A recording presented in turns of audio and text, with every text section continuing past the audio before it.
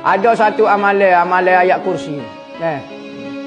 Amalan ayat kursi ni kena baca sekali sehari. Sekali sehari sahaja. Iaitu baca ayat kursi lagu mana? Pertama baca Fatihah sekali. Baca Fatihah sekali. Lepas tu baca selawat 11 kali. Allahumma salli ala sayyidina Muhammad. Kau ikutlah 11 kali. Lepas pada tu berdoa. Ya Allah, ya Tuhanku, jadikan ayat kursi ini darah daging hamba. Ya Allah, ya Tuhanku, jadikan ayat kursi ini darah daging hamba. Baca ayat kursi 41 kali. Dengan a'udzubillah dan bismillah.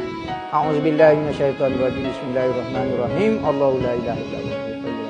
A'udzubillahi minasyaitonirrajim. Bismillahirrahmanirrahim. Allahu la ilaha illallah. A'udzubillahi minasyaitonirrajim. Bismillahirrahmanirrahim. Allahu la ilaha illallah. 41 kali. Amalan. Hak kata tu punya amalan tu kata dia ada cara mukadimah nak buka koci dia, tapi kita beri ijazah amalan dulu. Amalan ni orang tu jadi muda pak tua. Beza muda pak tua.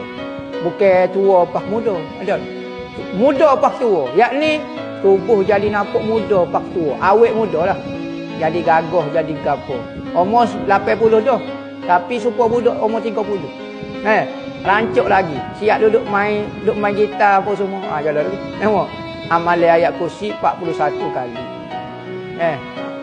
Jadi hamba ijazah untuk amalan dan untuk kebajikan hamba dan guru-guru hamba. Fatihah sekali, selawat 11 kali, lepas tu doa, ya Allah ya Tuhanku, jadikan ayat kursi ni darah daging hamba. Baca ayat kursi dengan a'udzubillah minasyaitonirrajim, bismillahirrahmanirrahim. Setiap kali baca tu 41 kali. Amal sekali sehari sahaja. Ikutlah esok kau, subuh kau. Kalau tak beri amalan takut malas beramal. Beri amalan sekali, beramal sekali.